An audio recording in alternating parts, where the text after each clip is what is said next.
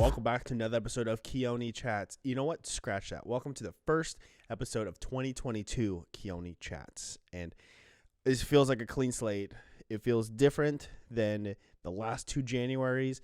Life has adapted, I would say. And I feel 2022, I'm still waiting on that hoverboard from Back to the Future movies. So they're getting there, but it's still come on guys, still waiting. No, I'm kidding. 2022, it's exciting, and I want to always take the show to higher levels, whether it is audio quality, whether it is video quality. Maybe I improve some graphics, I improve my skill set when it comes to working with my editing programs. Something I always want to push the envelope. I always want to try and do better, because you never know that once you get settled on that new level, let's climb a little bit higher. So 2020's first episode, I am super honored to have someone that was there for my very beginnings, who was also kind of the shining example when it came to journalism. Lena Harris, or if you've known her during her college years at the University of Oregon, she was known as Lena Bond, but now she is Lena Harris as a married woman. So I asked her to come on to the show because I knew it was a little bit of I want to prove myself to someone that was a producer at Duck TV. And what was fun is that I mentioned this in the interview. It's that she does say a couple times like, "Oh, those are great questions." I'm like, "Oh," and I say this out loud. I'm like, "Oh, I wish I just had that ability to ask those thoughtful questions back in college. Where would I have been now?" But I'm just happy to have her on the show. And she's a woman that is no longer pursuing journalism or sports journalism.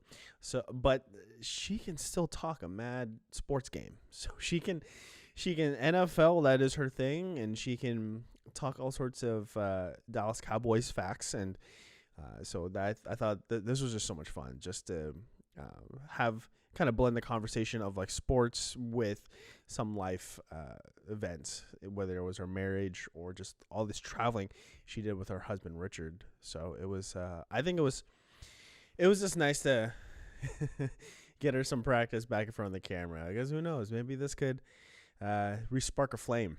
Maybe, fingers crossed. I don't know though. But so first episode 2022, full disclosure that some of the sports topics her and I did talk about did occur back in November, because that's when this interview was recorded. There's no reason to hide it. It's if you do hear some things when we talk about sports and you're like, wait a minute, that happened a little bit ago, that should help answer that kind of thoughtful question in your head.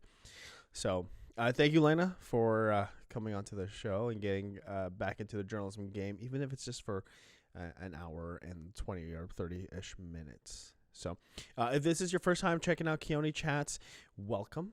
If you like to follow into the loop when it comes to episode releases, I did take a little bit of a hiatus between Ben Creighton's episode and E.J. Aiken's episode.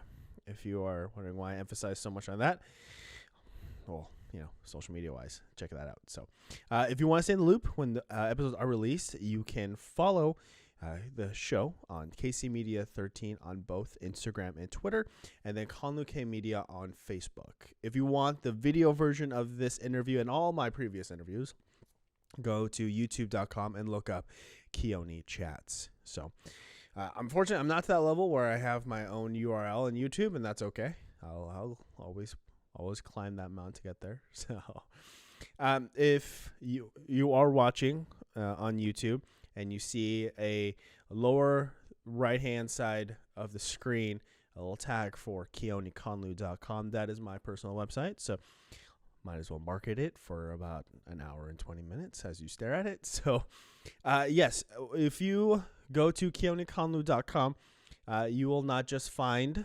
episodes, previous episodes, both video and audio quality.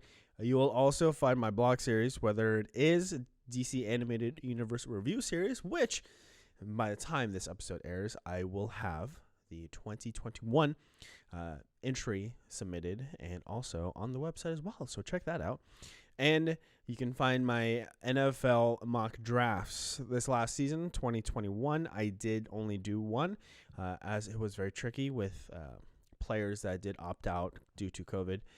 However, you are listening to this episode on whichever platform you prefer, or if you're watching on YouTube, I hope you enjoy my chat with Lena Harris.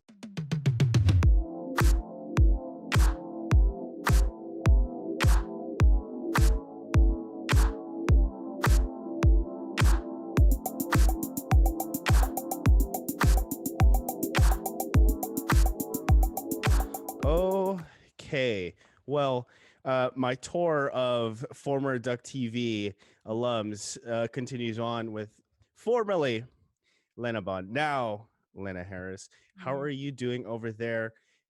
Checking in from the Middle East, Midwest, right? No, technically it's the East Coast, like I guess the Okay. South Atlantic. I honestly am still getting used to it too. But no, things are good. It's Saturday. Got my Ducks gear on. Oh, but these East time kickoffs. Our game starts at 10:30 p.m. my time tonight. It's Yeah, I saw that. brutal. So gotta drink a lot of coffee today. We're starting. Hopefully, this kind of morning early of an interview isn't going to throw you off too much. No, not at all. After this, I'll just get some coffee and I just won't stop drinking it until the game's over and we hopefully get that dub. So yeah, before we started recording, we talked about our college days. Yeah, I remember I had one day where I stayed up all night because I had to do some like homework or whatnot. I just drank a bunch of coffee, and I remember feeling my heart stop once I finished. Yeah, I know. We were chatting. I'm like, I don't understand the amounts of alcohol I consume, but even caffeine too. Like I used to be a barista. Obviously, Duck TV wasn't paid or anything like that. So to have a little bit of fun money, I did the barista thing on the side. And oh my gosh, Tony, I had the 5 a.m. shift. So I had to get up at like 4 o'clock, be there by 4:30. I Oh. drink like a 20-ounce like cup of coffee with 2 shots of espresso in it. I would finish like my 4-hour shift. I would go back home and nap. And I was like, how could that be good for me? Like that caffeine tolerance should not be a level that you're striving for. I know. My job the last 2 years of my time in Eugene was like 8 to 4 a.m. graveyard, but manager of the graveyard for Kidoba, and that was only Thursday through Friday. And we were always making sure that our fellow intoxicated, I Yes. guess, students were well fed. That I don't know. I just remember like I first got that job. My mom was like, "Make sure you take a nap beforehand." I did that for like the first week or so. I was worse off. I was Yeah. like, I'm This more is I just tired. need to stay up. Mom, this was a great idea, but also a bad idea. I love you, but also why? her intent was in the right place. But man, yeah, you guys were lifesavers. I mean, Qdoba after hours, getting that chips and queso. I mean, that was like the go-to after like a Taylor's or a Webfoot run. So hats Yeah. off to you, sir. Thank you. Thank you. I remember there are times where I was working during the day and then where obviously like say the GM's in the back. I mean, I'm no longer associated with Qdoba, so I can say this and not get in trouble. I would see like let's say a duck player and Uh-huh. like, "Oh, great job. You know what? Here's 50% off." And now it's like I think afterwards I think my brother's like, "Wait, you actually did that cuz you're not supposed to do that." I was like, "It's okay. It's It's fine. okay." It's and they're just gonna come back, and they're gonna love Qdoba and they're gonna have all of their friends go there. So, it's like it's smart long-term investment. I see what you were doing Yeah, there. thank you. Thank you. Make sure that my lawyers hear that too. There you go. So, yeah, I mentioned earlier that you are a married woman as of, I believe, June. Yeah, June 12th. It was, yeah, our 5-month anniversary is yesterday. How does it feel to not just, because you've been dating Richard for, I mean, I've only known you for, I guess, if you want to count since college, maybe, oh God, has it been like 3, 4, 5 years? It's probably been like 5 or 6 years, honestly. Yeah, of how 'Cause, long I've yeah, known you you. joined Duck TV when we were juniors. Believe so. I think yeah, we were the same graduating class, correct? Yeah, 2016. 2017, right? 2016. Okay. Okay, So you were 2016. Okay, so I was yeah, 2017. So I think, yeah, I was probably a junior or sophomore. So yeah, I mean, we've yeah. known each other, yeah, for like 5 years. But Richard and I started dating end of 2014, beginning of 2015. So we were, dating for like 5 years before we were even engaged. We were like never really in a rush, like we knew that we were really about each other and that we loved each other. And like, yeah, this is a long time thing, but gosh, marriage is expensive. Like to Yeah. actually have the wedding and stuff that we wanted. You're like, let's just wait a little bit. Let's stack some cash. And then, Yeah. once we have all of that kind of in place. So we got engaged in April of 2019 and then yeah, married in June of 2021. Yeah. So how did it feel to, once obviously you got the proposal, you Mhm. weren't, I mean, I like to think you don't know anything about the proposal happening, Right. but oh, hello, something fell. Okay, sorry, something fell and hit my light. But Yeah. so just like, how did you once it all happened? Did you have any kind of clues, any kind of inclination that he was going to do the proposal? What was the proposal, by the way? So in retrospect, I totally should have known, but like the day of, I didn't expect it because me, I like we travel a lot, especially ever since I left the sports media industry. I didn't have my weekends filled up with, doing reporting and making videos and content. So I was like, wow, like we have all this free time now. We live in Texas, we're centrally located. So we just traveled like crazy. And so I always assumed, I'm like, all right, he's probably going to propose when we're off on some, awesome vacation adventure. That was just going to be, my assumption over it. But it actually totally took me by surprise. We had gone ring shopping like maybe like 6 months back. So I kind of showed him what I liked. And I'm like, okay, we're getting there. It's going to happen eventually. And it was a Wednesday. I was getting home from work, and we like calling each other when we're on our way home from work. So we just chit chat and we're talking about our day. And he was like so nervous on the phone in retrospect. Like he was acting kind of funky. But for me, I am just like a chatty Cathy. So I was just like, woo, woo, like telling him about my day, just going through the motions. And then he was like, yeah, babe, just like let me know when you get home. And I was like, okay, yeah, I'll let you know when I pull up, yada, yada. So we lived in an apartment. So we're on the phone. I'm going up the elevator and then I'm, walking to the door. And as soon as like I start putting the key in, all of a sudden I hear him go, oh, you're here. And like he fumbles the phone and hangs up. And I was like, okay, that's weird, whatever. As I open the door in our apartment, and then like there's this big like trail of like rose petals and candles, and there's like roses everywhere. And he's already down on one knee playing our song, which is Wrecking Ball by Eric Church, not Miley Nice. Cyrus. Okay. That'd be really funny. It would be And actually. it really would be, but it was not that. And yeah, he was on one knee and, said the dang thing that he wanted to spend the rest of his life with me. And I was completely shocked. We have a bunch of video equipment, me being a journalist major. So Mhm. he had our GoPro up and our Canon going. So he got it all on film, and we even made a video about it because I was just bouncing off the walls. I was so excited. And then yeah, we went to dinner. We went on a gondola ride. So it was really sweet. And I'm glad that he did it when it was just at home and it was intimate and it was me and him. Because I think it really made it special. Yeah, because I hear all about these proposals where, oh, I had to hire a photographer and we went up to this peak and we're trying to be very incognito and this or that. And then we had to make sure like we went off to this trip. And by the time we got back, all the family was there. Very like, all these elaborate things, which I mean, it makes for a very special moment. Oh yeah. But also with, yeah, you have like two cameras and then just Yeah. there you It's go. You have that moment forever. Exactly. We just did it ourselves. And like we are very much so like in a lot of ways, like I said, we're homebodies. We travel, but like we don't go out to clubs. Like we're not like big like bar people either, So it just felt like very us to like just have Yeah. that intimate moment between us. And then we celebrated together after. And then we did this big engagement tour. So that was like our big showy thing. So we even like had it on our engagement announcement. It was like all these places we were going, and we're like, hey friends, like if you want to celebrate with us, like come out here. So we went to Vegas, we went to Portland, and we went to Damian Lillard's club out there. We got a table. We went down to LA. We went to Sacramento. So we got all of our flashiness in afterwards. But I'm glad that one moment really was just between us. Is Richard a romantic? Oh my gosh, yes. He really is. And it's funny because he grew up in a household of like all women. It Mm. was his mom, it was his grandma, his two older sisters, and his dad was in the Marines, and then he's also a truck driver. So he was just gone a lot, right? And so he spent a lot of his time watching those sappy rom-coms and having his sisters read him Twilight and things. So I definitely think that had an impact on how much of a romantic he is, and I do love it. Oh, like I mean, it was that kind of one of the traits he has that kind of caught your eye, or like how was this courtship of you? So it's really funny, and I have no shame in saying this. We're a Tinder couple. We met on Tinder. He went to Hmm. University of Oregon too, so it was a very small radius. Yeah. Oh yeah. Yeah. I had never heard of him. I mean, he was two classes above me. He was class of 2015. Hmm. And in my Tinder bio, I said like, let's talk football and get weird. Like I'm a big football person. I love to party at the time, so that was like my bio.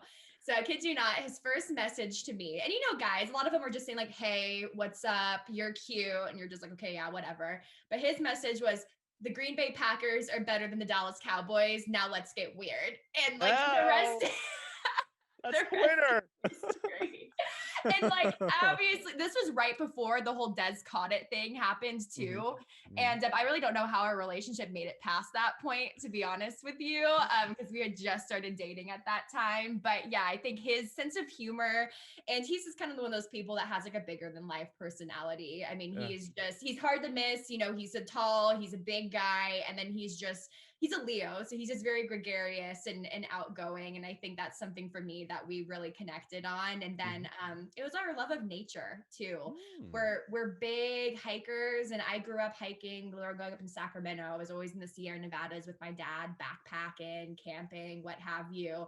And Richard was actually an environmental sciences major, and so he spent a lot of his time, going to Mount Pisgah or going out to Willamette National Forest and hiking. And so a lot of our dates ended up just being us is waking up after a night of partying, getting up early and just going on a hike together. And that was just really, I think, where we fell in love, was just being out in nature. And I think that's one of the reasons we got married in Yosemite National Park too, is just because that's just so an essence of our relationship.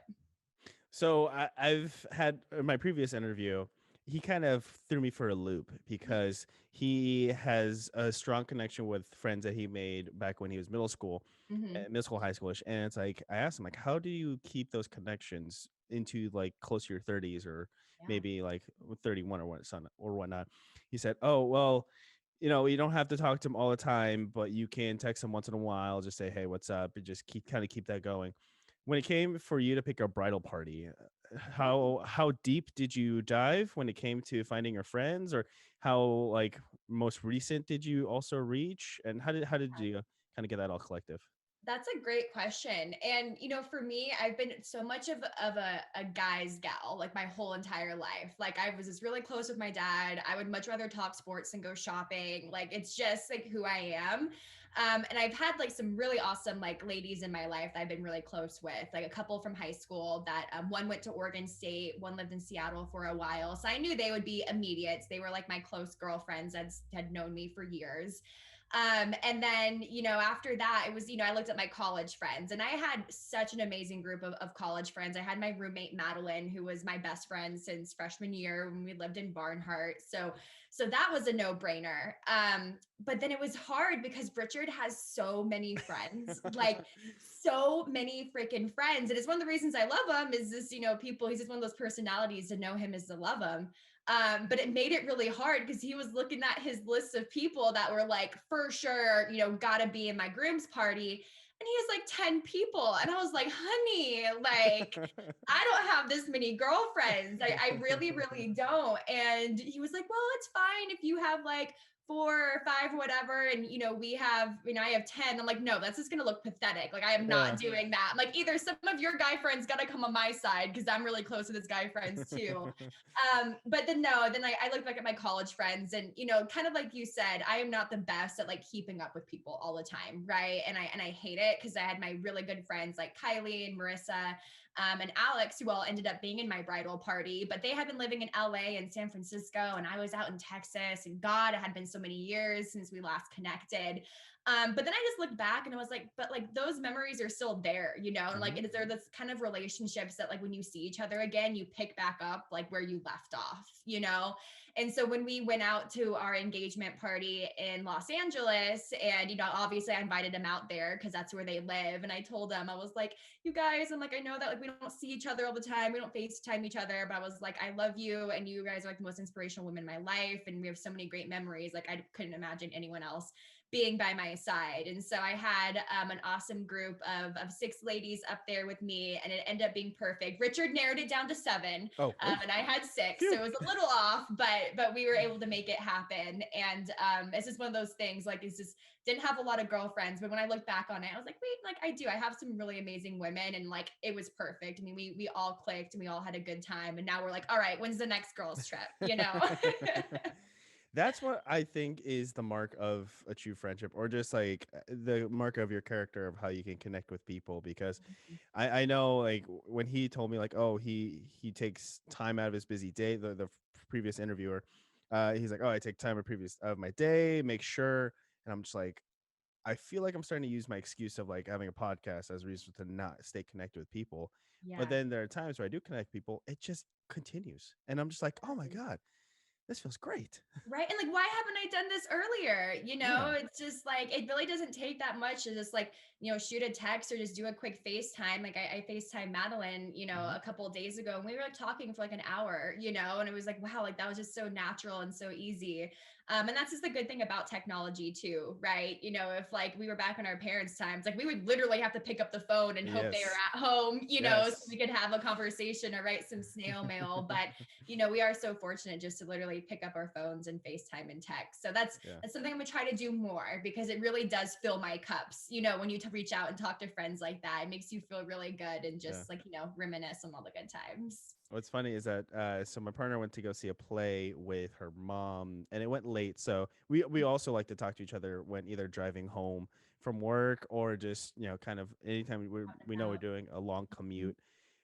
So we were just talking on the phone. And I was just like, I'm laying in bed because I remember doing this in high school. Laying in bed, phone, like pillow is right here, phone, and then like pinned with my face, so I don't have to like use my hands. And I'm just like, this feels like I'm in high school again. This is kind of fun. It's kind of fun. Isn't that kind of cute? Just like the little butterflies that like you can get to, and it's just like, oh, like yeah, just like kicking your feet up, like talking on the phone in bed, like hoping your parents don't hear you when it's super. I know we don't live with our parents anymore, Yeah. but yeah, no, absolutely. So you had your wedding at Yosemite Park. You Yeah. mentioned you and Richard love to travel. So you be originally being from California, what was that traveling like to go from California to Oregon for school? Oh, it was so easy. And you know, for me, it's funny enough, growing up, I was like certain about two things in life. I was going to be a sports reporter and I was going to go to USC. And like that was it. Like I was certain. I built so many like of my goals in high school and stuff. So it's like I could get into USC and I'd be able to do that and set myself up in that position. And I really only planned on applying to USC and no other colleges. Like I was like, that is it. And my dad, being the very sensible man that he is, was like Lena, I think, you know, just like, you know, apply to a couple other schools, like just as backup options, you know, it doesn't hurt, yada yada. And so I was like, fine. He was like, what about the University of Oregon? And you know, I had lived in Oregon for a few years when I was a kid. I lived on the coast in Coos Bay, and I had a lot of family in Portland, and actually had an older cousin that went to U of O. And I was like, like I don't know. It just like, you know, as a high school, it doesn't seem as glamorous as Hmm. LA. Like, I don't know if I'm gonna like it. He's like, let's just go on a tour. And so we went on a tour. Sacramento to Eugene is like 7 hours. So it was a really easy drive for us to go up to 5. And, you know, we did a tour. And sure enough, I freaking fell in love with that Mm. campus. And it was the first college campus I visited. It was like my junior year of high school. And I just loved the whole vibe. It was just a beautiful campus, but it was tight knit. It was a great college town. And it was just one of those unshakable feelings of just like, wow, I didn't expect this. Like, I really felt like I connected with the campus. And I went and visited USC like a few months later when visiting family down there, and just didn't have that same Mm. connection. I just really didn't. I just felt like a little bit out of place. It was beautiful still, and the people were great, but I just didn't have that same overpowering feeling of like, wow, like this is kind of where I was meant to be. So that's why I decided to go to U of O, which was perfectly fine because I wanted a big athletic school. I wanted a big football program, but I wanted a good J school too. And after doing research, Oregon definitely had a really good J school. And so, yeah, 7 hour drive from Sacramento, which was like just enough space where my parents like couldn't just pop in on me when they wanted to. But if I ever needed to get home, I could hop in my car and get down there. So it really just kind of ended up being that like Goldilocks location in terms of like spreading your wings and Mm. deciding where I wanted to go for college. So for those of the fans that are listening, Lena's currently wearing a green Oregon zip up polo.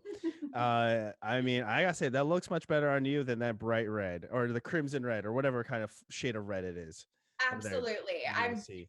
in retrospect, I'm so glad because like USC has also been like a pretty like I won't say awful, but they haven't been the football program that they used to be in the early Yeah. thousands, right? And I really thought like, oh yeah, USC is going to be back, once all these sanctions kind of roll off and everything. But no, obviously, University of Oregon has been the school of the Pac-12, so I'm so happy that was there. When we went to the CFP during the Marcus Mariota years, and through the kind of bad years after that. But it's Mhm. and like I'm just really happy that's where I ended up being because I think that's definitely where I was meant to be. I found my husband. So there you Yeah. go. Yeah, there you go.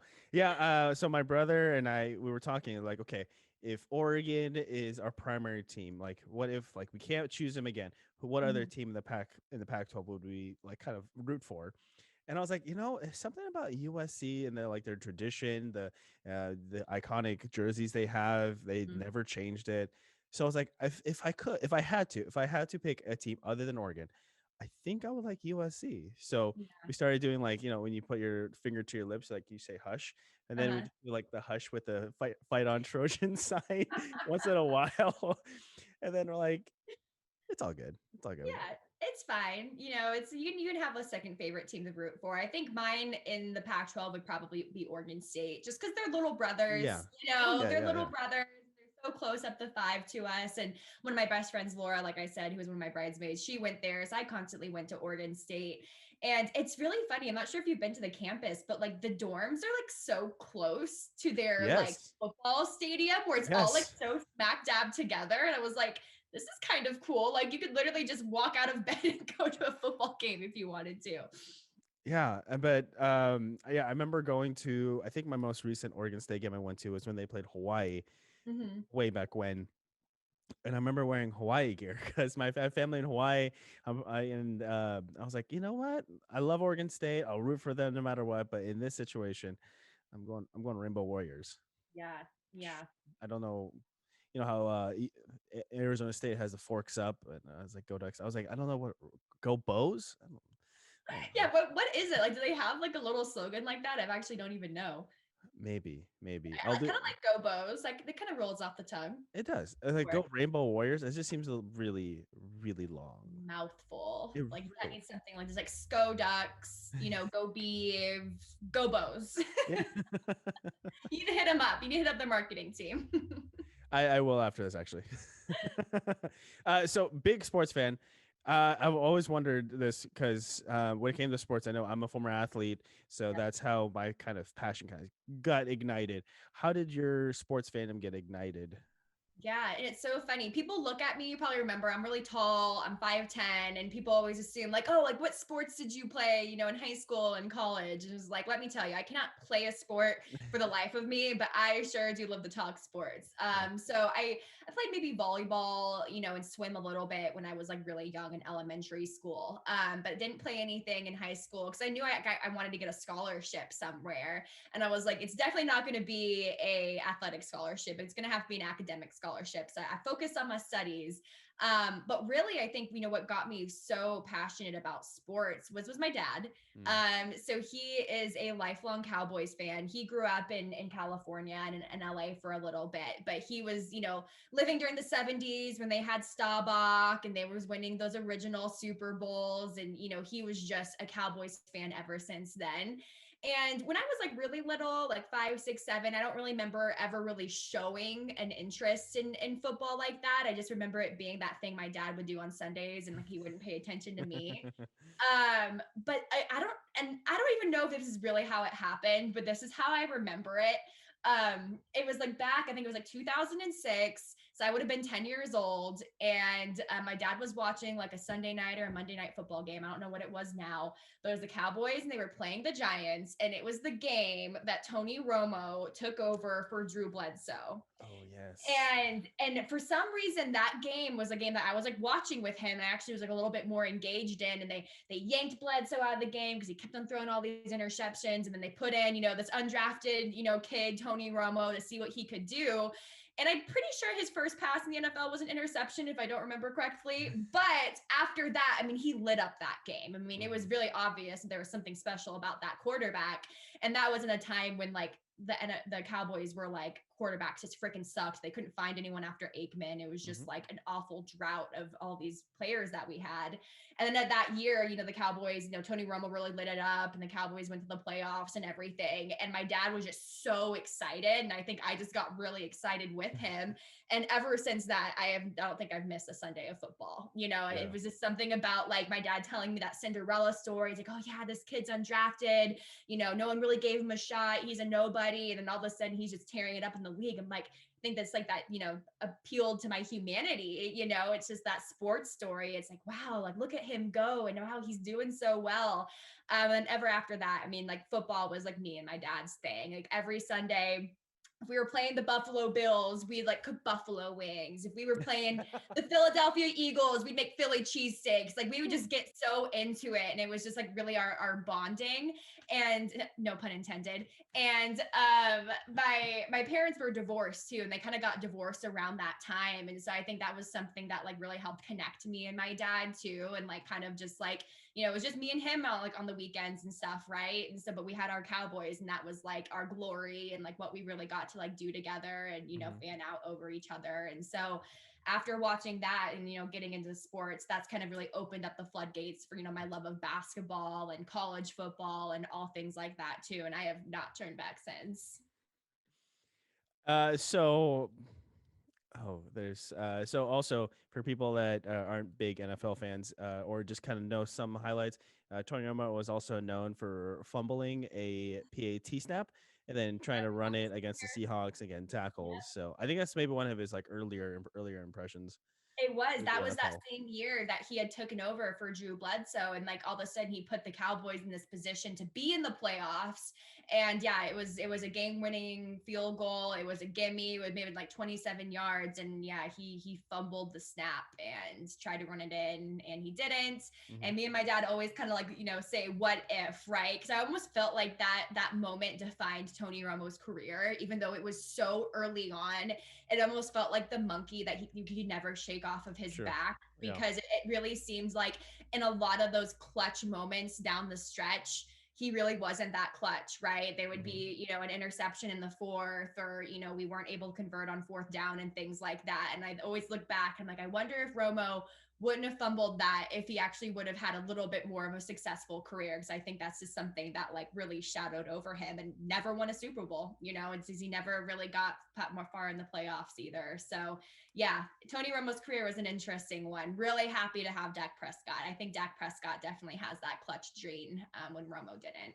Yeah, and then when he jumped to the press box, it's like people. I think he was very spot on with his play calling, and Yeah. then when it actually happened on the field, they're like, "What the hell is he a magician?" And then they're also like, I think I remember hearing some teams were like thinking about calling him up to be to be the OC. I was like, go for it, guys, go for it, guys. I I'm pretty mean, sure he's very comfortable in CBS and the money. yeah, he's got a cushy job. I don't think he'd be looking to get into coaching anytime soon, because I think, I always knew it being a Cowboys fan. Like Romo was a really lovable guy in press Mm-hmm. conferences, and he was kind of doofy and, Mm-hmm. whatever. But I mean, he's really getting a lot of love, in the booth. And I think he's really found his calling. And if he ever wants to go into coaching, don't come to the Cowboys. We're fine. We don't need you. So before we continue on your journey, I do want to ask you one NFL question because at the time of this recording, Saturday, November 13th, Also, previously it was on Sundays, but I was like, I want to watch NFL games on Sundays. So let's move to Saturdays. Um, OBJ, Odell Beckham, he signed with the Rams. Yep. And on I got news actually probably like a couple hours before this interview that Robert Woods tore his ACL. What was your initial thoughts when he did sign and the news broke? So it's funny. I've had like a really mixed bag of feelings about OBJ. Obviously, he had that infamous catch against Brandon Carr and the Cowboys that, he's forever posterized, right? That's true. And he just tore our defense apart for so many seasons before going to the Browns. And I was really happy to see him go out of the NFC and go to the AFC and to be reunited with Jarvis Landry's, from his LSU bud and high school bud. I'm like, okay, this seems like a really good, place for him. Always knowing that I don't like to call athletes drama queens. I think that's an unfair label, but he's a very emotional guy. We've seen his outbursts on the sidelines, the kicking of the little kicker's net or whatever. I mean, we've always seen that. So I always knew it would take a special kind of locker room to really give him the support that he needed, right? To shine. And it's very clear after a season, that the Browns locker room was just not going to be that. I think it was very obvious that him and Baker butted heads. I honestly think they butted heads because they're very similar people, to be honest with you. Baker's obviously one to get really emotional and have some outbursts too. But I was really hoping, to be honest with you, that he would go to the Packers. Me too. I really did, and it could have been some bias. Like I said, Richard's a Packers fan, so I got a kind of a sweet spot in my heart for them. But just looking at, what offense could really utilize him the most. And this was obviously before the Woods injury. I was like, well, this is Aaron Rodgers' last dance. Aaron Rodgers knows how to get a freaking receiver the ball. They really only have Devontae Adams and then this rotating carousel of wide receivers. Whoever's going to be the second guy that day, you really don't know. So I'm like, I could see him, going to Green Bay and having a really good year and, helping Rodgers potentially get that last ring that he so desperately wants in Green Bay. But then seeing him sign with the Rams, I was like, wait a minute, like didn't Deshaun Jackson just leave the Rams because he wasn't getting enough touches? And then Yeah. now we're bringing OBJ into the mix. I was like, like that's interesting. But I really think he obviously loves LA. He's a personality. He's an entertainer. I'm pretty sure his girlfriend, the fitness lady, she's out there. He's really close with LeBron and things like that. Drake, obviously. So I think that probably had a really big deciding factor into where he went. And then now that Woods is down, he actually probably is going to get the touches that he wants. So it might end up being a good signing after all.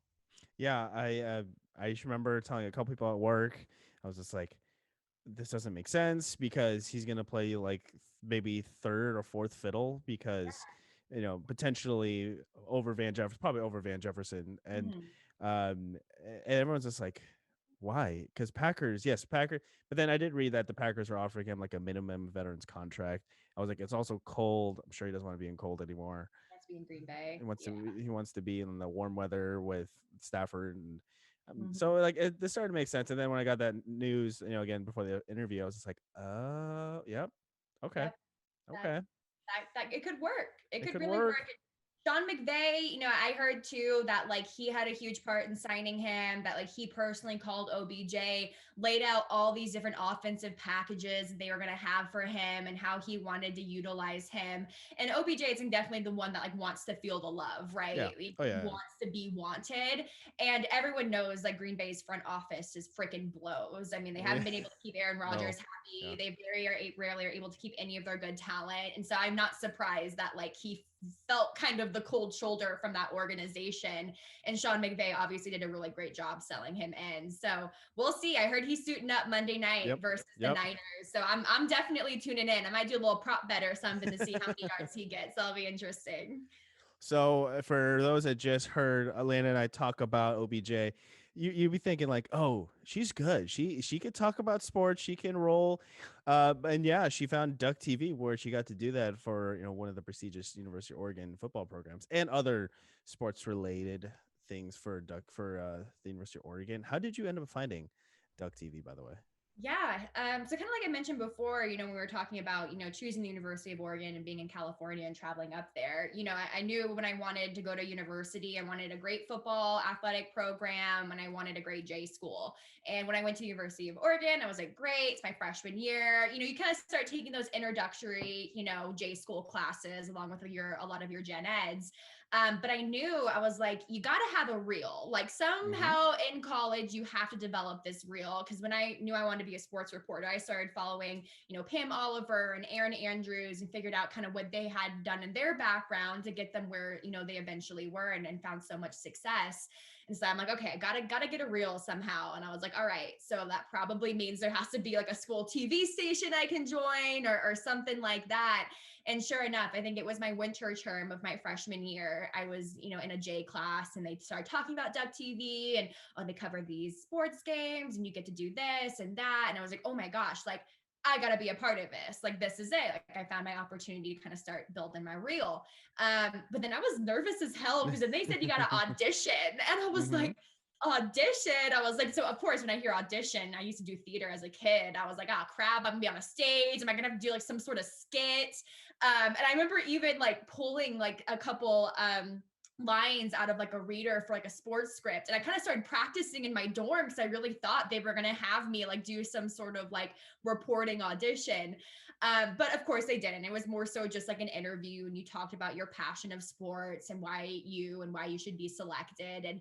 And they let me know like, hey, we don't really typically take on freshmen, like just because we only have so many spots and it's really valuable, for like juniors and seniors to get that real time and start building it together. So if you don't get a call back, like don't be, offended, just like try again your sophomore year. And so I kind of level set that expectation. Mm-hmm. Like, all right, probably not this year, I'll go for it again when I'm a sophomore.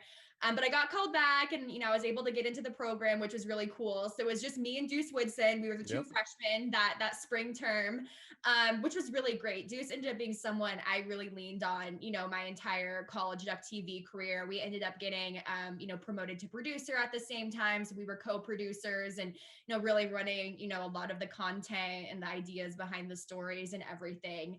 And yeah, I stayed all of my terms in college and I absolutely loved it and got a lot of people into it. Like Mitch Reams, he was in Mm-hmm. Barnhart at the time. I was like, Mitch, you love sports like me. You got to get into Duck TV. Like, I think you'd really like it. And he's like, no, Lena, I think I want to be a business major. And I was like, no, Mitch, like join Duck TV, like, give it a term. Right.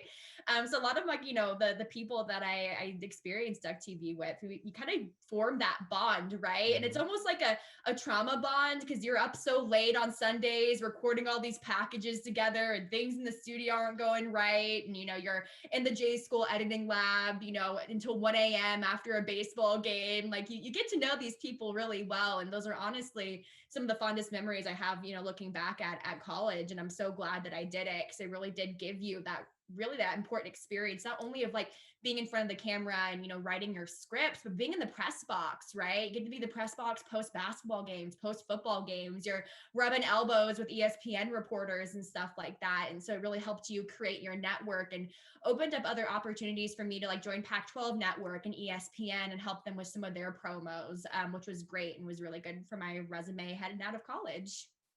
So you said theater as a kid. I remember when I went to Lane Community College first out of high Uh-huh. school, they said, "Oh, you should take this acting class so you can get out of your bubble a little bit more." And I was like, the reason in my head, I was like, "I'm already out of my bubble. I'm already outgoing. I don't really need to take a class up. I don't need to pay to be more outgoing." So, I didn't keep with it because I just didn't see any point of it. But before before you were in theater, do you remember Mhm. how you were as a kid prior to? Like, were you shy? Were you like not as talkative? How did theater help you? So it's funny. I was the only child for the most part. I have an older half brother, but he lived with his dad and we shared the same mom. So it was really just me and my parents being kind of on again, off again. And I went to a private school, which really wasn't very big. We maybe had 200 people K through eighth, right? So it was just like kind of really smaller. But I just remember when I was little, like I just really loved the idea of acting, and like, I was like, oh, like I just, I think it's really cool, and I just something to it this really called to me. And this was like post before I was even really got into sports, right? So I think that Mhm. was kind of like my entrance into like kind of being in front of the camera and TV and stuff. Like it kind of sparked that initial thought into me. So I wasn't definitely shy. I mean, I definitely, was pretty outgoing, and especially because I was definitely a teacher's pet in school. Oh, I loved the yeah. teacher loving me. I love being considered smart and all of those things. And I think theater for me was just like probably a good like emotional like kind Mhm. of outlet too, to kind of get away from some things, that weren't so great with my parents splitting up. It was nice just to kind of be someone else for a little bit, or just throw 3 hours of a day into like studying a script and all of that good stuff. And I did theater for a Sacramento theater company, but I also took these awesome classes about how to act in front of the camera too. So it talked about Mm. angles and little tips and tricks of how to make your voice sound a certain way or your body look a certain way. And that obviously didn't know I wanted to get into reporting at the time, but those were definitely tips that I took into reporting later. So I think there's kind of a little bit of a marriage there, right? Into acting and reporting and storytelling. And those are definitely public speaking skills that I still use to this point of my career in sales. Yeah. So I actually quick question about your wedding. Yeah. So with your parents having the divorce and being separated, how much of you going through that affected your decision to continue on with marriage? Because obviously, and he says, "Will you marry me?" You can just as easily say no as you can say yes. Now, how much did how your upbringings affect that decision? That's a really good question. And honestly, like throughout high school, I went on like a couple dates, but I was like very studious, and like I always knew high school was like a means to an end. Like I knew like the high school life was so short lived that like I wanted to get to college and like explore and be more bubbly and outgoing Mhm. there. Like I just had to get through high school and get really good grades, like get me to the school that I wanted to go to. So I dated a little bit, and I really didn't have like my first relationship until I got into college, my freshman year. And after that, I was just like, it was a short-lived relationship. It was literally me just like testing the waters. I probably shouldn't have done it. This poor guy was very into me, but I was like, oh, let's just see what a relationship's like. And I was like, oh, screw this. Like, I don't want to do this relationship thing. Like, I don't know if I ever want to get married. Like, because I knew my parents were really close friends before they had me. And like I kind of watched how the marriage title just like their friendship just like crumbled, Mm. and sadly, even to this point, they don't even really talk to each other. And I was like, shit, like a marriage can do that to two people who obviously care a lot about each other. Like that's really shitty. Like I don't want to do Yeah. anything like that. And they had Uh that connection with you being their child. They had that same commonality. It's like we have to talk to each other at least a yeah, little bit because got everyone's getting got a married, kid to raise, got a kid to raise. Exactly. And they did a decent job, throughout high school. It's like, they made it work. And I always felt like I had a very loving home and they cared a lot about me. So I was really fortunate in that way. But yeah, then you meet the right person, right? And then all of a sudden you're like, wait a minute, like I really like this person. Like I really like the idea of like sharing a life with them, and I like the person they help me become and how I feel when I'm around them and how natural I feel. And I kind of realized that like, yeah, well, my parents like didn't show me how to make a marriage work. They showed me what to not do in a Mm. marriage, right? It was very clear things Yep. like what to not do, right? And I think that helped me like, okay, so like, yeah, maybe I don't know what to do, but I know what not to do.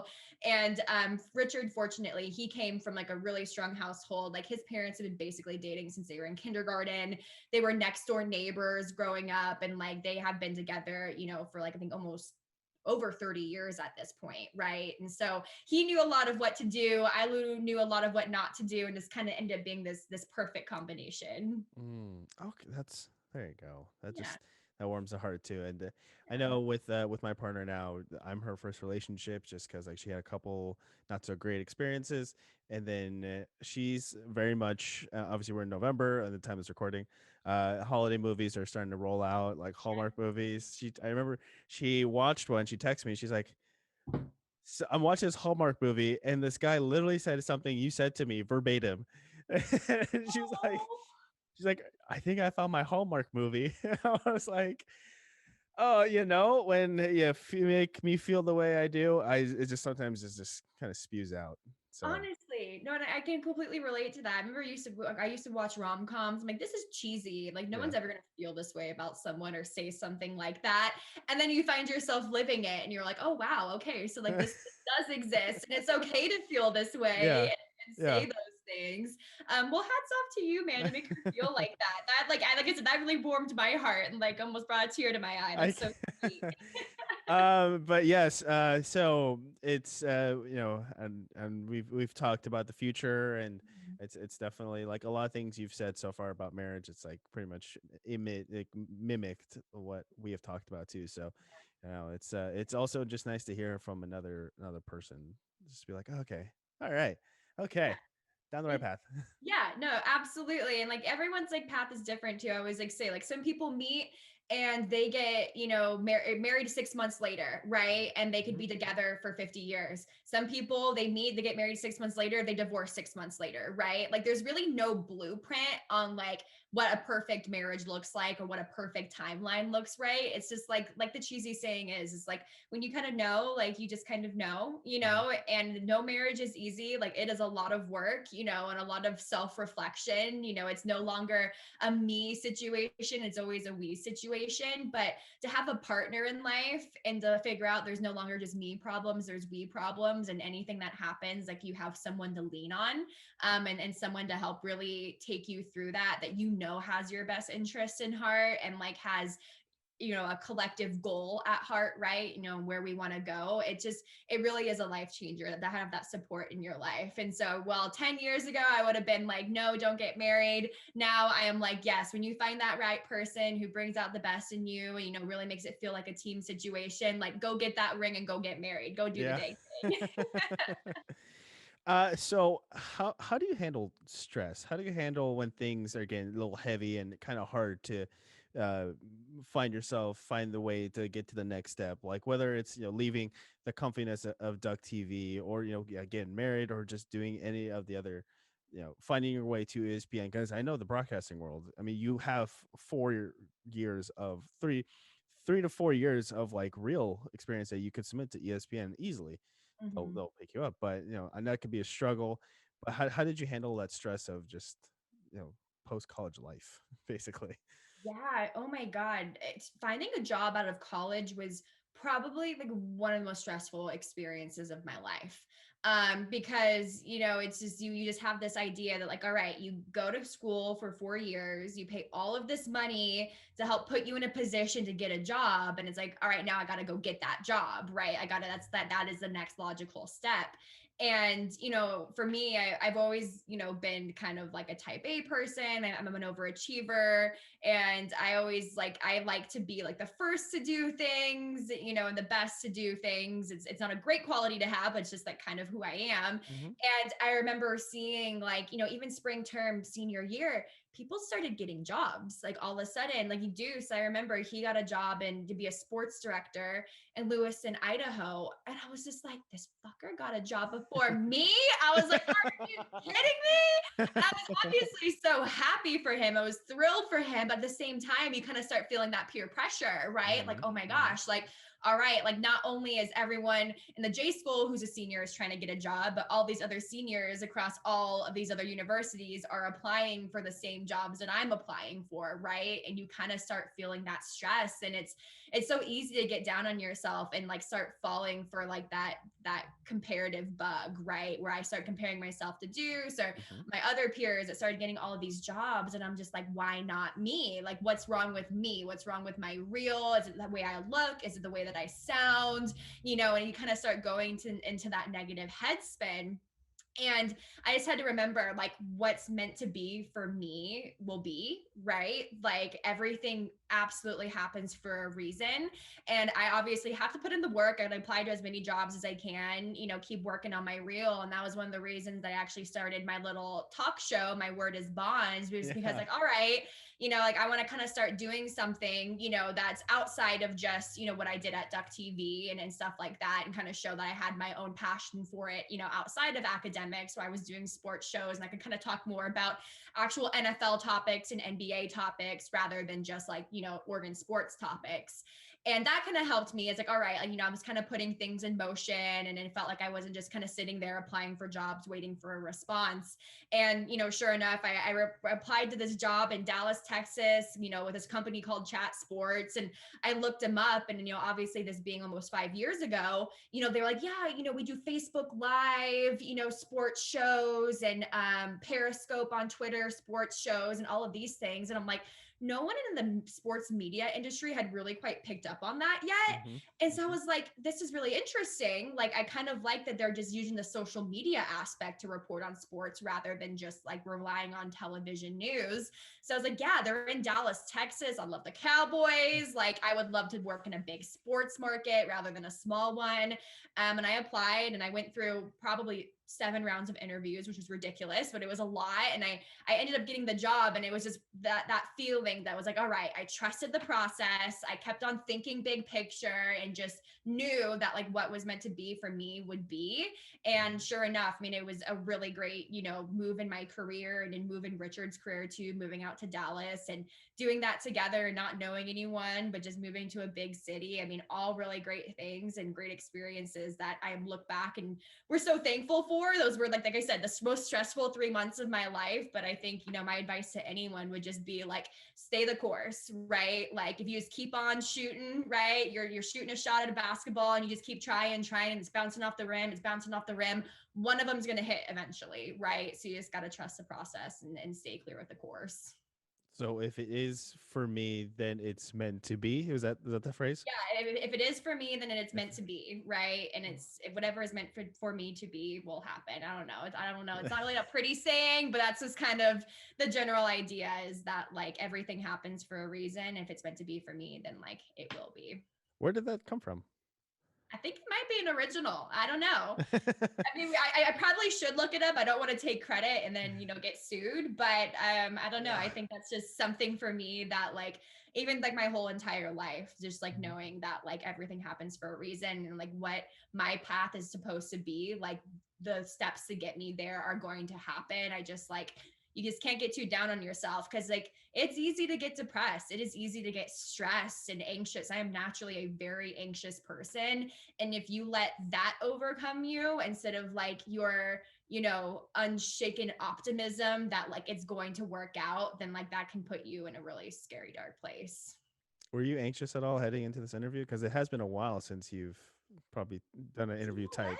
Not really. I was just really excited. Richard asked me this morning, he was like, wow, like back on a podcast, like back on a show, like how do you feel? I'm like, I feel good. I don't know. I don't have a boss or anything looking over my shoulder or like reading my script or anything. I can just kind of go off on my own little tangents and catch up with an old friend. So I'm having a blast. I'm really excited we're doing this.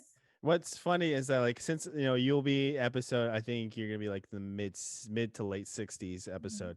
So with you being a former producer at Duck TV, and then you've said like, oh, it's a great question a couple times. In my head, I was like, why didn't I have this back when I was working for Duck TV? God damn it! Could have gone so much further in life. It's funny though. It's the sports world, and I tip my hat off to anyone that is still able to do it. Mhm. In Duck TV, I definitely got a taste of it. Those long nights and everything. But maybe you had a long night a week, maybe 2 long nights a week. And related to Duck TV stuff. And I was like, I do 2 long nights a week. Like that's fine. Mhm. And I still mainly had my weekends. Sunday maybe from 4 to 9, I was in the studio, but it was fine. But man, it's going to the sports world and working in it full time. It's just a completely different beast. I mean, it really is. I moved to Dallas with Richard. We didn't know anyone. And I was in the studio, I mean, from 6:30 a.m. to at least 8 p.m. Monday through Friday. If we had, a Cowboys game, I covered the Cowboys. We had a Cowboys game. I was doing pregame show. I was covering the whole game. And then I was like at least 2 or 3 hours post game, right? We covered college football. So every single Saturday and Sunday, like that was my life. I worked like 7 days a week. And it just like, it really exhausted me, like, not only physically, but just mentally, just Mhm. to just constantly just be on the go like that. And I remember the final straw for me was like there was this big trade in the NBA. It was when Jimmy Butler got traded. And me being a big sports fan, I should be like, oh my gosh, what does this mean for the league? This is such a blockbuster trade. This is so exciting. And I was just trying to drive to Costco with Richard. And all of a sudden I was like, babe, gotta turn around. I gotta do this article. I gotta do a video. I gotta go in the Mm, studio. I gotta do this. And I was like, oh my gosh, like I think I lost my passion for sports. Like, I mm, think that was the breaking point for me. It was like, this is no longer something I enjoy talking about. It's just now it's just a task. It's my job now, it's my job.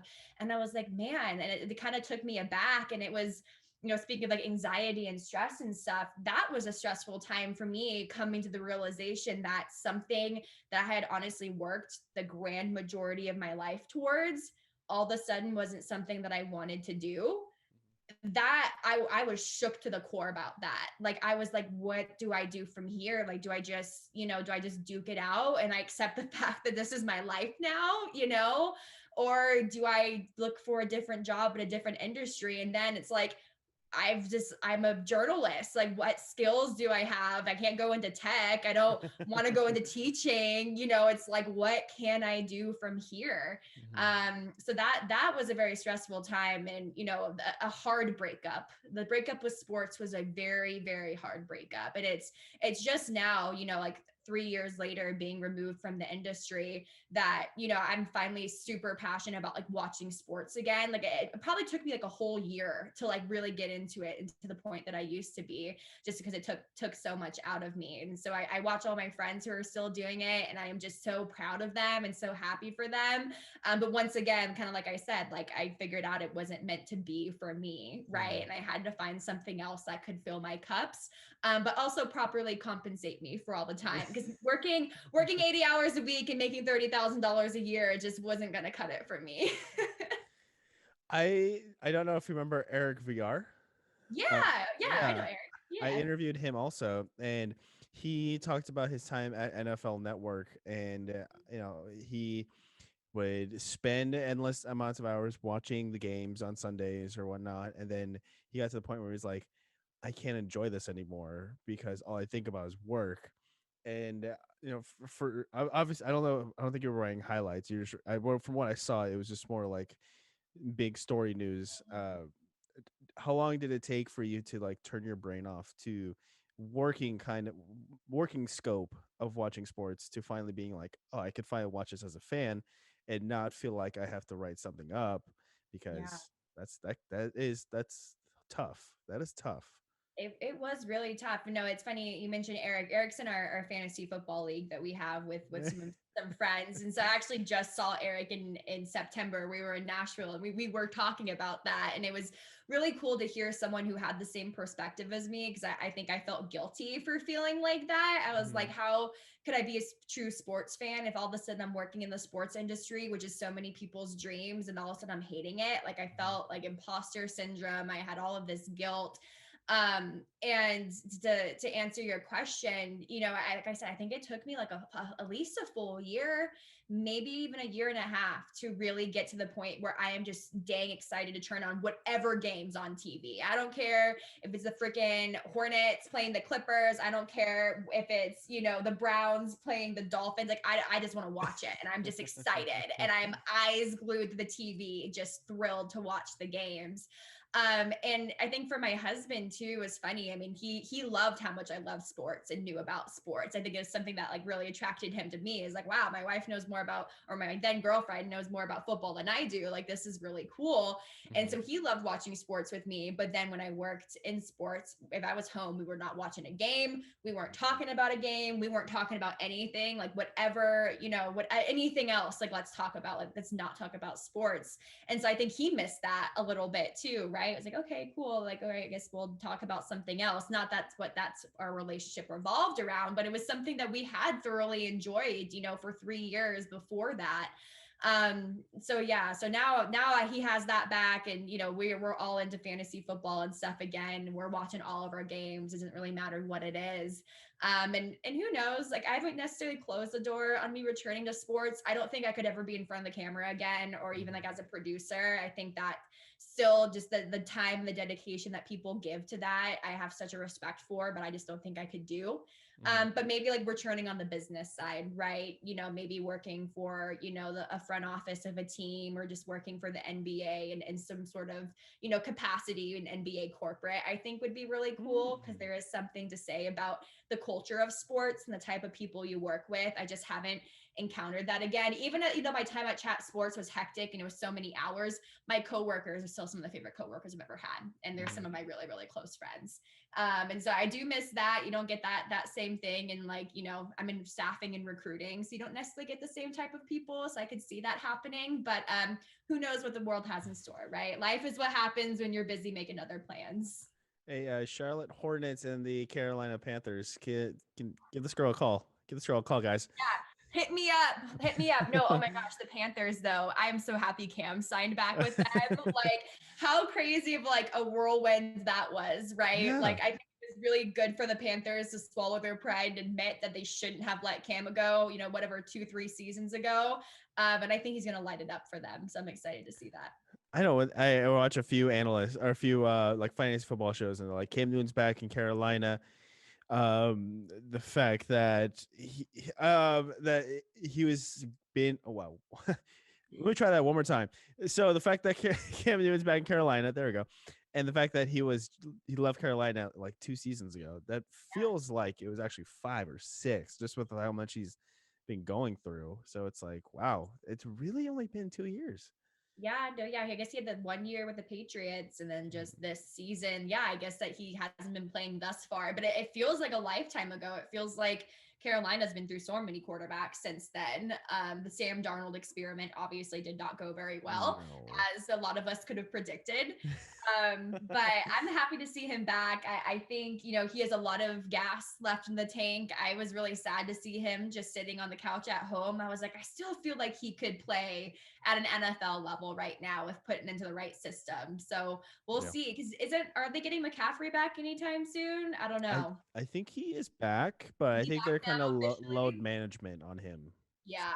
Yes, we'll see. We'll see what Cam can do. But it's a fun year of football right now. The NFC is competitive as hell. You're a Patriots fan, right? I am, yes. Okay. Yeah. So it's a good year to be in the AFC. I feel like it's wide open if you're a team competing in that conference. Yeah, when we got Mac Jones, I was like, okay, I feel okay about this. And then when Cam was still on the roster, so I was like, I feel like there's some way we can put Cam and Mac in the backfield or something Right. to that extent. And then when they cut him, I was like, what the hell? What the hell? But then when I haven't watched a whole lot of like Patriot games full on through. The only one I really watched full on through was against the Bucks because I was like, Uh-huh. I Yeah. had to see Tom Brady back, Yeah. and I was like, for it to be that close, I was like, okay, all right, kid. I I don't know. I always hate on Alabama quarterbacks. I think they're game managers. I think Mm-hmm. that's just Nick Saban's system. A dominant offensive line, really good running backs that can, make go through those holes, and a good defense, and you have a game manager. Like, that's his winning combination. But I'm kind of surprised. The kid's gritty. He can make Mm-hmm. some really good throws. I think he has a pretty good football IQ from what I can tell. And if you can play under Nick Saban, I think you can play well under Bill Belichick. Like, I think that's Yeah. a good little comparison there. So you never know. They might have something. Quarterbacks rookie years are always hard, but if they put some more good pieces around him, Patriots could be back on top in no time. That's true. That's true. So before Charlotte Hornets and the Carolina Panthers give you a call, so you do have a business with Richard. Yep. I want to dive into that one. Nomadic Weekenders, which I believe a majority of it from if you just look at the social media, it's just about you guys traveling, blogging about it, talking about it, also putting up suggestions. How did the whole idea come about? Because it does make sense that you two do love to travel. Well, how was Nomadic Weekenders brought into this world? That sounds really weird. No, it's funny you say that. I feel like it's an appropriate way to put it though, because like as like my sports media career like died and we buried it, like Nomadic Weekenders rose from the ashes. Like that's kind of like how it transitioned over, because after I left sports, I was like, wow, like I'm really not creating or flexing, I should say, that creative muscle, right? I was always using that in the sports media realm, like thinking of funny analogies and cool ways, to incorporate it into my script, certain ways to cut highlights, certain, cool, catchy headlines and stuff like that. I mean, that was always something you were doing and you were telling a story. And I left for like the staffing world. Like I said, I work in sales now, which is great, gives me a lot of time, a lot of flexibility, but you don't have to be very creative to work in sales, right? It's just kind of talking with people and selling them a service. And so I was like, man, like I kind of missed that part Mhm. of me. And Richard had this great idea, and he was like, well, like now that we have our weekends off, we have really awesome holiday schedules, we have this PTO, and we're in Texas, which is so centrally located, right? It's 2 hours to the West Coast, 2 hours to the East Coast, on a plane, and you're just so close to Mexico. And he was like, why don't we start traveling? Like, we're making more money, we're adults now, it's just us, we don't have kids. Like, let's just start exploring more parts of the US. And he was like, and I think it'd be really cool if we documented it. And not in retrospect, but later on down the road, he told me like he actually pushed me in this direction because like he knew that like this is probably something I would miss, and he kind of already had this idea in the back of his head. And it just kind of really took off from there. We wanted to go to Chicago for a weekend, we wanted to go to New York for a weekend. Like, we wanted to show people that like, hey, you don't have to take 5 days of PTO to go visit a cool city in the United States. Like, you can leave on a Friday night and then like come back on a Sunday night, and you can jam pack a lot of cool things, in just 36 hours. And we really loved it. We loved the traveling. We loved the video, editing aspect. And then, we really kind of started taking a turn for road trips when, COVID happened. We weren't flying as much anymore. And we're like, oh crap, like, how are we going to keep up with content? There's not a lot of cool places to visit in Mhm. Texas. Like, there's not a lot to share down here. So that's when we started doing more road trips through the South and going to Smoky Mountains National Park and Mammoth Cave National Park and all of these cool natural wonders. And yeah, I mean, we still try to keep it up as much as we can. We definitely have been busy, with our full-time jobs and everything, but to be able to share how cool nature is with people, or truly like how easy it is to travel on a budget and on, low days off, you are able to make that happen, has been like a really cool experience. It's been fun sharing that with people. So, on average, like, do you have a radius of how far you'd be willing to drive? Like, do you just want to keep it within like 2, 3 hours? That way you can come back home. Or are you okay with like spending a weekend, like maybe 4 or 5 hours away? So it's funny because like COVID really opened that up for us, right? Like before, when we were working in the office, and I worked in the office for like a year and a half within my current job before the COVID happened, we couldn't work from home during the weeks, and neither could Richard. So we were really just limited to what we could do as soon as work ended Friday night, and then like, coming back on Sunday night. So that's why we were really into flights. Like, that was just the Mm. easiest way to get from point A to point B. But then, COVID happened and we started working remotely. And we're like, oh crap, like, wait a minute, we could work anywhere. Like, Mhm. we aren't really, strapped to our home. And obviously, like the first, 9 months or so, we really worked because we didn't want to travel and spread things to people. But once it started calming down, we're like, let's just like, kind of just like take little trips, right? And so we would like maybe take like 10 days, and we would drive from Dallas, and then we would go to Little Rock, Arkansas, and we'd go to Memphis, Tennessee, and then we'd go to Hmm. Nashville, and then we'd go down to like Charleston, South Carolina, and then to Atlanta, and then like Jackson, Mississippi, and New Orleans, and then head home. So we were kind of like doing like a Hmm. place like every other day, and just kind of driving intermittently. And if you're good with road trips, then it's a really awesome thing to do because you can just like stop whenever you want and sightsee, and it's really pretty. For people who don't like road trips, would not recommend because it's a lot of driving in like a 10-day course. You're putting thousands of miles on your car. But we love it. We just turn on some jams, and we have our dogs with us usually, and we like, scope out some cool places to stop on the way. And it's a really great place to actually like, see the United States, right? Not just the cities, but the small little towns you don't think of, or, I would never guess it, but Alabama is just as green, as gorgeous as the state of Oregon is. And I Really? would not think that. Georgia has some prettier hikes there than I've seen in like Washington. And you Hmm. wouldn't think that unless you're just kind of driving through the country land and everything. So Hmm. I love road trips. We still take flights here and there. We can't really road trip to Seattle now that we're in Charlotte. Like that is kind of a long drive, but just that ability to see so much more of your country and do that has been really cool. Yeah, I went to Utah with my partner back in July, and it just being like, wow, this is Utah. Okay. When I told people like I'm going to Utah, and they're like, why? And I was like, I told them the real reason, but also like I got to see a state I'd never in 1,000 years thought I would be able to go to. So it's like, Exactly. why not?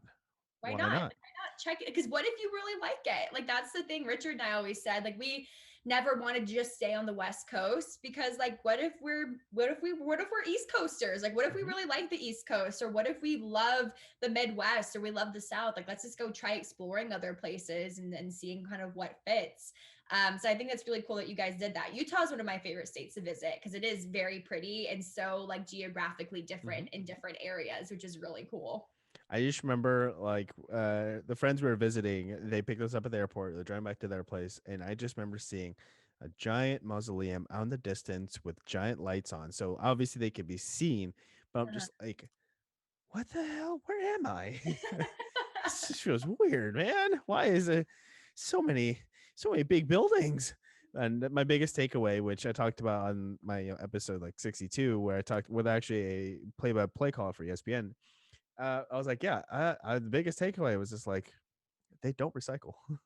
Really? They do not recycle. Yeah, because they apparently they can't afford quote unquote the if any like government Utah people see this, I don't know if they ever will. Sorry guys, but yeah, apparently they can afford giant mausoleums, but they can't afford like a recycling center. Yeah, sounds a lot like Texas, honestly. Like you Yeah. won't see a recycling bin. Like I'm so used in Oregon, you have your trash bin, your compost bin, Hmm. and your recycling bin. Like you have those three. Texas, it's not like that either. Charlotte's a little bit more progressive, so you'll at least see some recycling bins, and if you're really special, like a compost bin. But I guess it doesn't surprise me knowing about like the types of Yeah. people who typically live in Utah maybe don't prioritize that Yeah. stuff as much. Yeah. So, travel blog, and I believe I saw on the Nomadic Weekenders website that you guys are also doing some brand marketing and some, you guys' font's interesting, kind of on the same plans as Cam Newton. So, It kind of is. You're right. Oh my gosh. I didn't think about how, that. how did the idea to make it into a business come? Who proposed it in the process to make it officially legit? How'd that go? Yeah, so it's funny. So when Richard first moved from Oregon with me to Dallas, his current job, he was like a digital marketing specialist at this agency called Lunar Logic. And he had been working there for a year and a half, had really great relationships, built a great network. And then he worked remotely for them for like 3 or 4 months when we moved to Dallas. And then the agency shut down. Oh, And when the lovely. agency shut down, all of these clients still needed digital marketing work for them. And so Richard was like, well, I will just do it for you. And so he kind of created his own business to do all this digital marketing work, which is, he still has to this day and has grown so much over the last few years. And then with Nomadic Weekenders, turning it into a business, I still love doing like graphic design and things of that nature from my time, at the J school and learning all of that stuff. So I found myself helping out friends, doing little side projects for them here and there that, had to do with graphic design or even creating little video content for them or, posters or what have you. I'm like, oh yeah, I know how to do this stuff. Like I can whip it out for you really quick. And I mean, just from like honestly, like a taxes and like finance perspective, it just made sense of like, hey, if we're bringing any sort of income on this, like we should, go ahead and like turn it into a business. That way we can write off purchases of like iPads or purchases of our computers, all of this like extra expenses that go into it. It's like, yeah, the money will be taxed, but there's a lot of write-offs that you can do too that are really nice and like can be lucrative. And so that's kind of how we got that idea. It's like, okay, let's like turn it into a brand.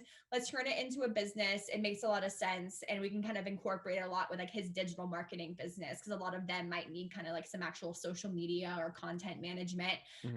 that I'm super happy to do because I have more free time, and who doesn't love a little bit of a side hustle? Yeah, exactly, exactly. I Yeah, mean, who knows? Maybe this could lead to a very minor version of your former show. My word is my my word is bond.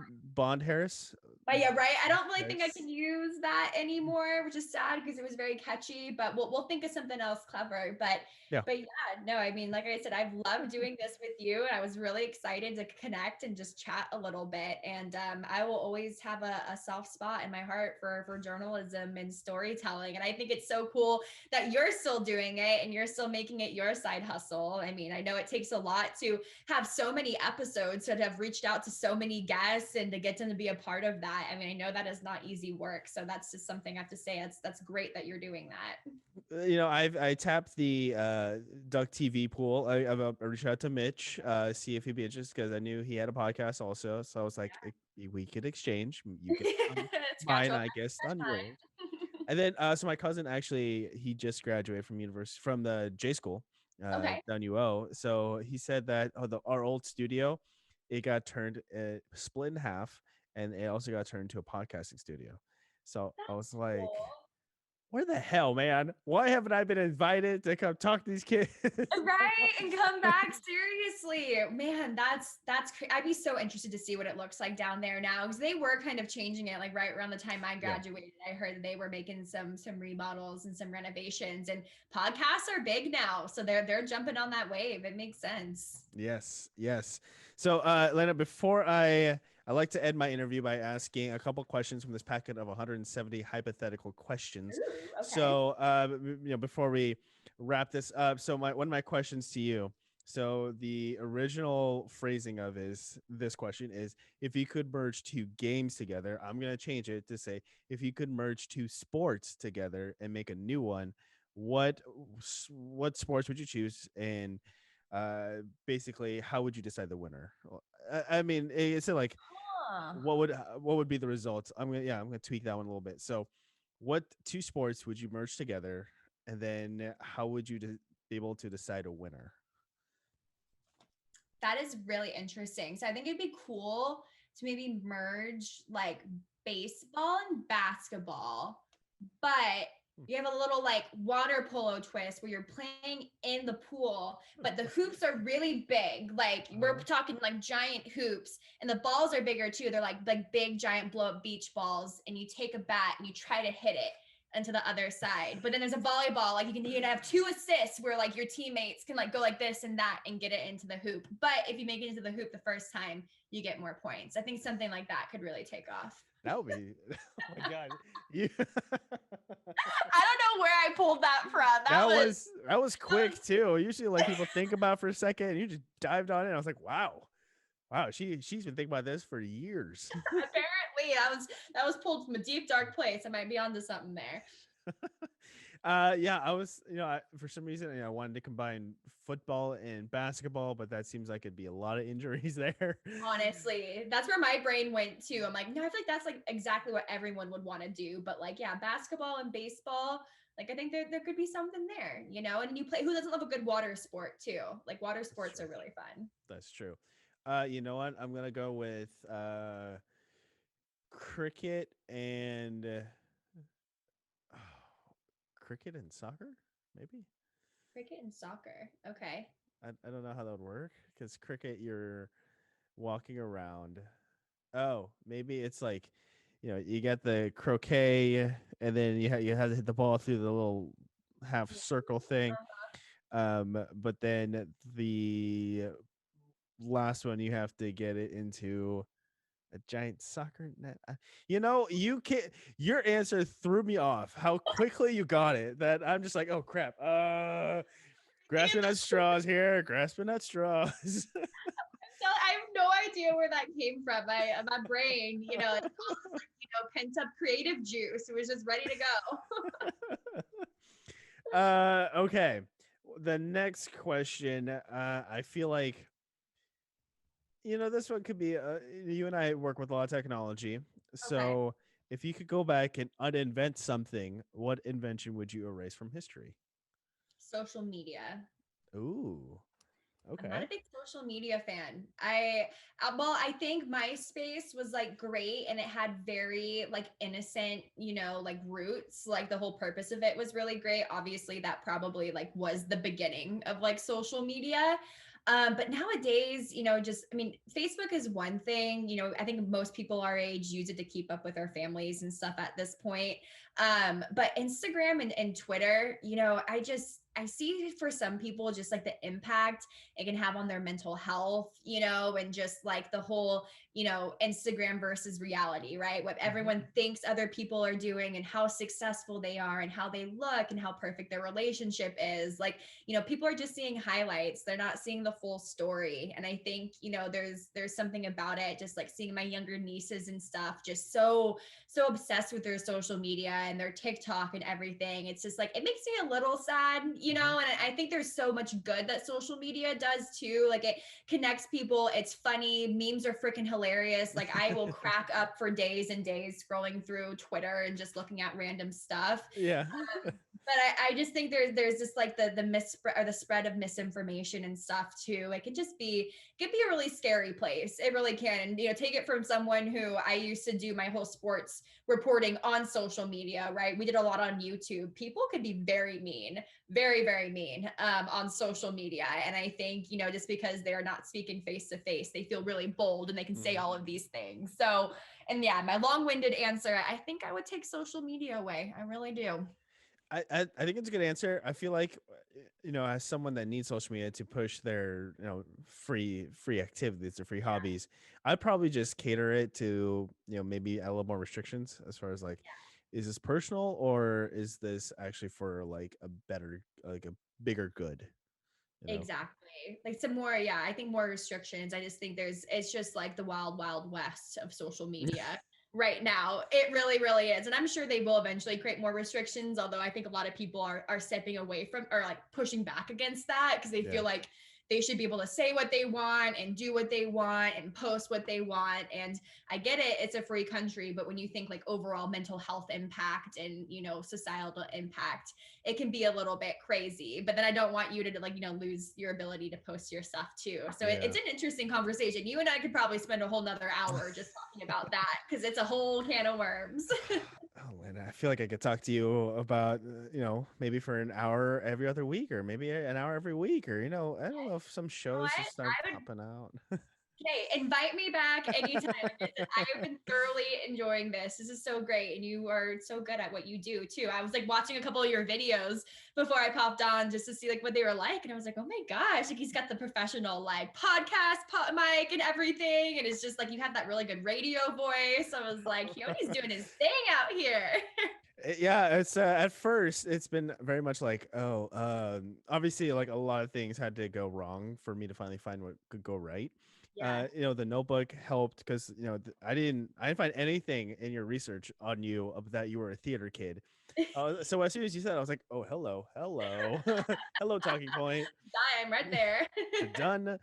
But yeah, there are some days where like it's good, and then some days where like, oh geez, why did I say that? Why did I say Mhm. that? So it's still a work in progress, but it's definitely a lot of fun. And plus, I think you have a great story, and then it's the journalistic piece. I don't know honestly if like doing journalism is in my fold anymore, but it's Yeah. if I could just get people like you, get Richard also, and Yeah. talk to just about their stories and see how they got to where they are. I think that's more rewarding.